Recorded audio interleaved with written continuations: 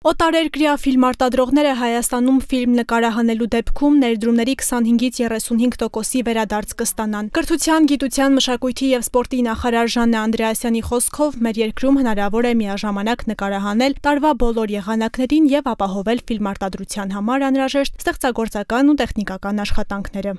Առաջարկում ենք, որ այս նախագծով օտարերկրյա ֆիլմարտադրողները, այդ թվում նաև հայաստանյան ֆիլմարտադրողների հետ համատեղ արտադրությամբ ֆիլմ նկարահանելու պարագայում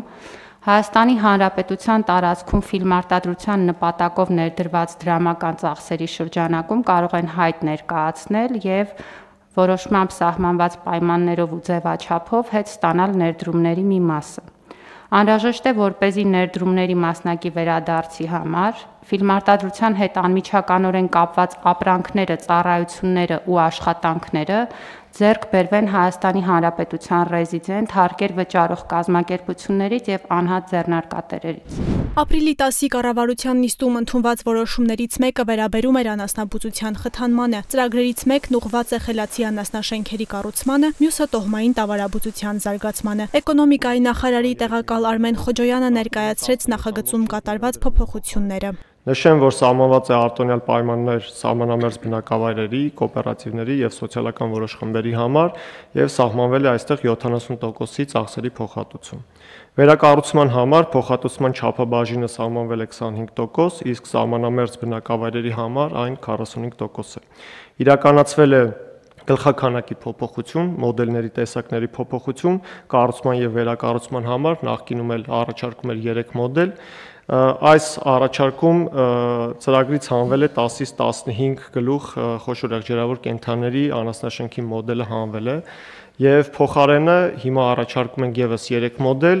20-ից 25 գլուխ, 40-ից 45 գլուխ և երրորդ մոդելը 95-ից 100 գլուխ կենդանիների պահվածքի համար։ Կառուցվող խելացի անասնաշենքերում պարտադիր է տոհմային կենդանիներ պահելու պայմանը։ Ծրագիրն ունի և փոխհատուցման և վարկային բաղադրիչ։ Վարկային բաղադրիչով կառավարությունը սուբսիդավորում է ներգրաված վարկի 10%-ային կետը, ինչպես նաև նշեմ, որ սահմանվել է արտոնյալ ժամկետ 18 ամիս, նախկինում գործող 12 ամսի փոխարեն։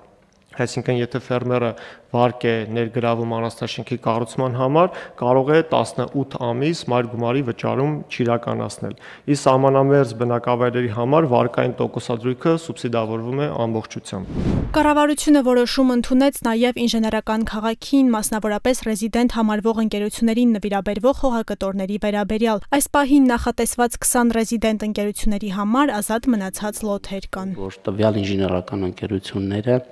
անհրաժեշտություն ունեն դիմել և ստանալ 500 քառակուսի մետր գերազանցող հողակտորներ, որտեղ պետք է